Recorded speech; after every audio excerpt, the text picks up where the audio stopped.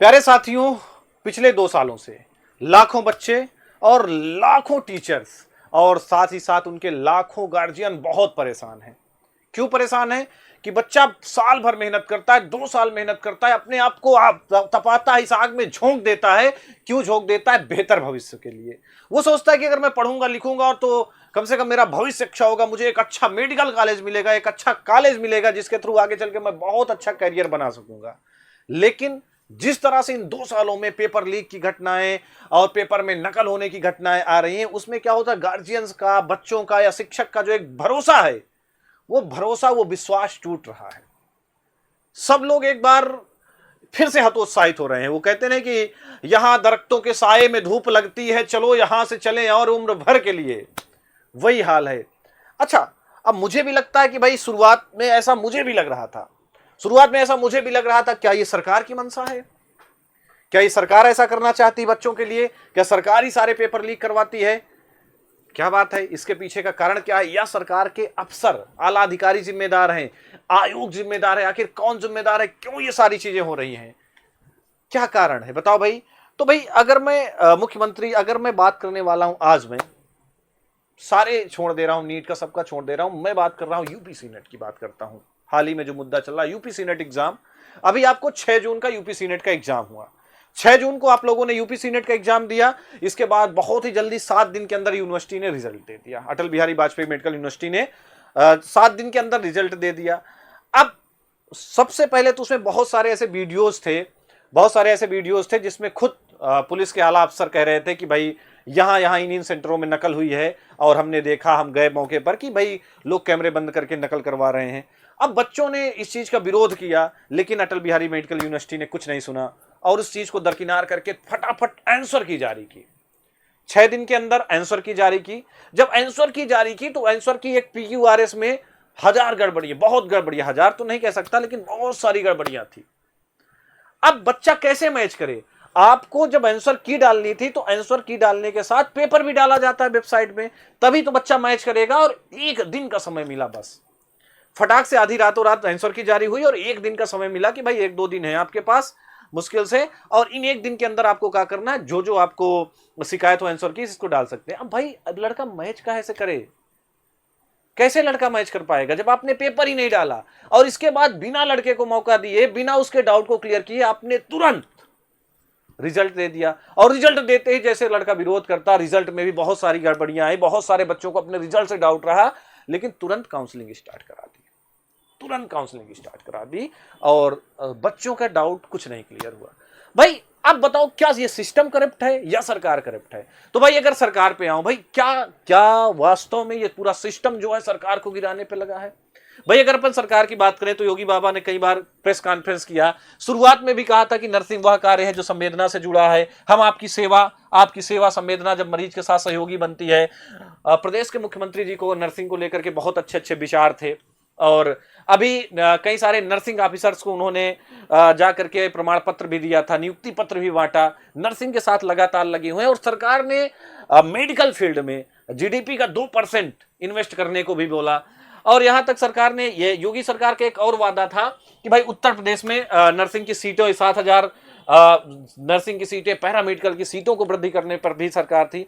मतलब सरकार तो इस राह पे काम कर रही है। अगर देखें सरकार को देखें अगर, तो सरकार इस राह पे पूरी तरीके से काम कर रही है जिससे नर्सिंग के छात्रों को ज्यादा सुविधा मिल सके, हमारा हेल्थ केयर सेक्टर और मजबूत हो जाए। हमारे हेल्थ केयर सेक्टर में आगे चल करके 2030 तक में, 2035 तक में एक अच्छी खासी क्रांति आए, नर्सिंग के तमाम बंदे आए, एलाइड हेल्थ केयर के तमाम बंदे आए, ये सारे लोग आ सके, सबको रोजगार के अवसर मिले। और कम से कम सबसे बड़ी बात है कि भाई स्ट्रांग करना किसको, अपने हेल्थ केयर सेक्टर को स्ट्रांग करने पर सरकार के जोर दे रही। लेकिन जब तक इस सरकार के आला अफसर जो होते हैं, जो इसके जिम्मेदार हैं, अगर वो एक्टिव नहीं होंगे, अगर वो गैर जिम्मेदाराना काम करेंगे, तो कहीं ना कहीं ये सिस्टम करप्ट हो जाएगा, कहीं ना कहीं ये सारे वादे अधूरे रह जाएंगे, ये सारे के सारे वादे अधूरे रह जाएंगे। भाई मैं कहता हूं कि आप कह दो कि हाँ सरकार है, क्या सरकार को ये सब पता है? क्या सरकार को पता है, क्या सरकार को पता है कि अटल बिहारी वाजपेयी मेडिकल यूनिवर्सिटी ने पेपर नहीं दिया? पेपर अपलोड ही नहीं किया। भाई जहां तक डिजिटल इंडिया का जमाना है, मोदी जी तो कहते हैं कि सारी चीजें क्या करो, डिजिटल करो, सारी चीजें रहनी चाहिए वेबसाइट पे। आपने पेपर नहीं डाला, पेपर ही नहीं डाला, कैसे लड़का आंसर की मैच करेगा, कैसे मैचिंग करेगा बताओ, कैसे अपनी याचिका डाल पाएगा। और फटाफट, तो क्या सरकार को इन सारी चीजों की खबर है? सरकार तो सिस्टम को बनाने में लगी है। अगर अधिकारी करप्ट हो गए, आला अधिकारी करप्ट हो गए, जो इसके जिम्मेदार है वो करप्ट हो गए, कैसे काम होगा? सरकार ने कहा जैसे कि मान लिया जाए, कह दिया कि भाई इतनी सीटें हम ला रहे हैं, अगर आयोग नहीं ला पा रहा है, नहीं दिखा पा रहा है, तो क्या दिक्कत है? कहीं ना कहीं आयोग कुछ ना कुछ तो कमियां उनमें भी है, कुछ ना कुछ का बहुत सारी कमियां उन पे भी हैं जो जिम्मेदार लोग हैं। भाई अगर जिम्मेदार लोग अपनी जिम्मेदारी को सही से नहीं निभाएंगे, जैसे एक शिक्षक की जिम्मेदारी होती है कि भाई सही से एग्जाम कराए, परीक्षा नियंत्रक की जिम्मेदारी होती है सही से एग्जाम करवाए, वही परीक्षा नियंत्रक जाकर के नकल करवाने लगेंगे तो कौन जिम्मेदार होगा? अब उनको जो ट्रैक करते हैं वो उनको ट्रैक नहीं कर पाएंगे भाई, तो कौन जिम्मेदार है? सरकार जिम्मेदार है। कौन जिम्मेदार है? तो कहीं ना कहीं ये सारी चीजों के पीछे जिम्मेदार कौन है? सरकार से ज्यादा उसका सिस्टम, उसके करप्ट अधिकारी। कौन जिम्मेदार है? सिस्टम और करप्ट अधिकारी जिम्मेदार हैं। और जब सरकार के सामने चीजें सामने आती हैं तो जरूर से जरूर सीबीआई जांच होती है, फिर बाद में सारी चीजें क्लियर होती हैं, लेकिन तब तक बहुत देर हो जाती है। आखिर बच्चे के भविष्य का क्या? उस बच्चे का 1 साल तो बर्बाद ही हो जाता है। 1 साल तो उसका गया, उसकी पढ़ाई बर्बाद, 1 साल बर्बाद, कहीं ना कहीं वो टूट जाता है। दिन रात बेचारा सपने पिरोता है, उस सपने के पीछे दिन रात मेहनत करता है कि इस बार 100% मुझे कॉलेज मिलेगा, फिर कॉलेज के बाद मुझे ये जॉब करनी है, जॉब के बाद मैं ये बनूंगा। लेकिन उसके सारे सपने, सारे वादे, सब कुछ, एक एग्जाम आता है और बहुत सारे बच्चों को सुसाइड तक करना पड़ता है। आखिर कब तक ये होता रहेगा? आखिर कब तक ये होता रहेगा भाई? और कब तक हम कहेंगे कि भाई सरकारें गड़बड़ है, सरकारें गड़बड़ है? जब तक हम, आप और सारे लोग सजग नहीं होंगे, जब तक ये आला अधिकारी नहीं सजग होंगे, जब तक यूनिवर्सिटी के भाई जो भी था, जो भी आयोग में रहे होंगे भाई, जो भी परीक्षा नियंत्रक हो रहे होंगे, अगर वो एक्टिव होते तो शायद ये सारी चीजें ना होती, शायद ये सारी चीजें कभी ना होती। एसटीएफ इतना ज्यादा एक्टिव होती तो शायद ये सारी चीजें ना होती। कहीं ना कहीं सबसे बड़ा हाथ इनका है। और जब बच्चा जाता है, जब ऑनलाइन शिक्षक खड़ा होता है तो कहते हैं कि ऑनलाइन शिक्षक को तो हर जगह गालियां मिल रही। भाई ऑनलाइन शिक्षक को मीडिया वाले भी उनके पीछे पड़े हैं, हर तरफ से ऑनलाइन शिक्षक को गाली मिल रही।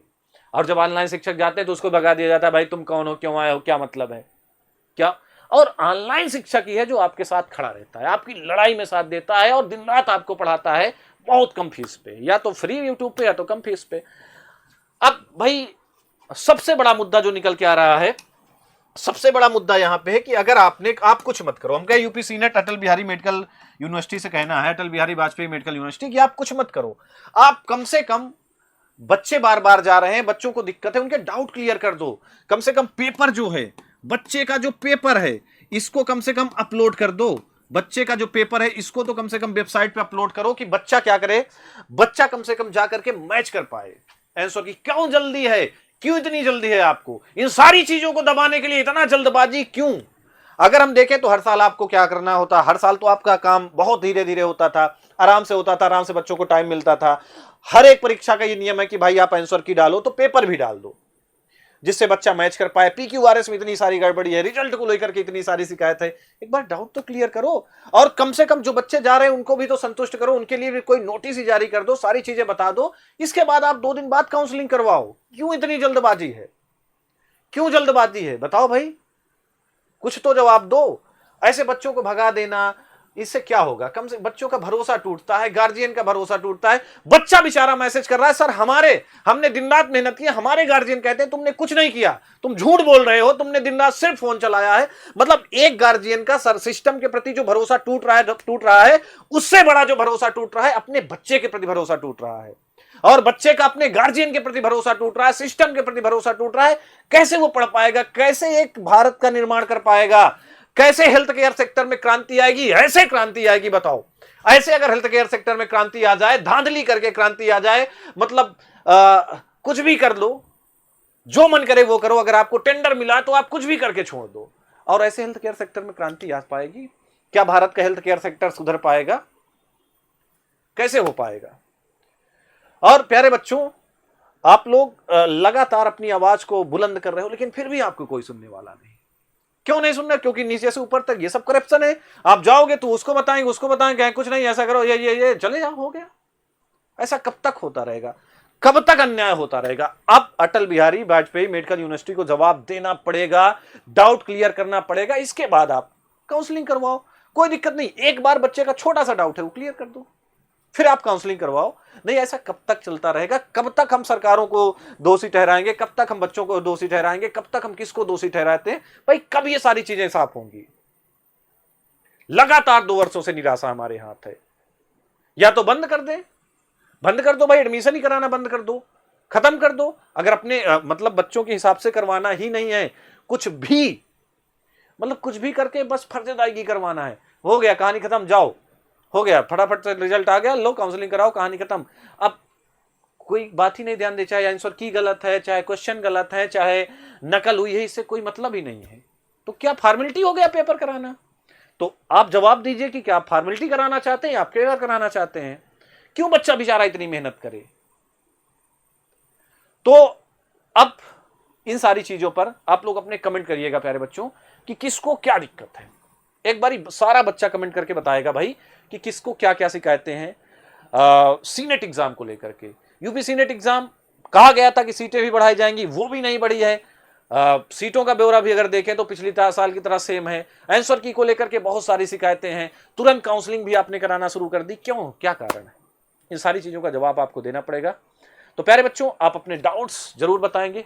मिलता हूं आपसे फिर कभी, आज के लिए इतना ही, और कल मिलूंगा आपसे अटल बिहारी वाजपेयी मेडिकल यूनिवर्सिटी पे, ठीक है? वहां चल के देखता हूं कि भाई क्या चाहती है मेडिकल यूनिवर्सिटी, आखिर वहां के आला अफसर अधिकारी क्या कहते हैं। हंसते रहें, मुस्कुराते रहें, पढ़ाई लिखाई करते रहें। Bye bye, love you all.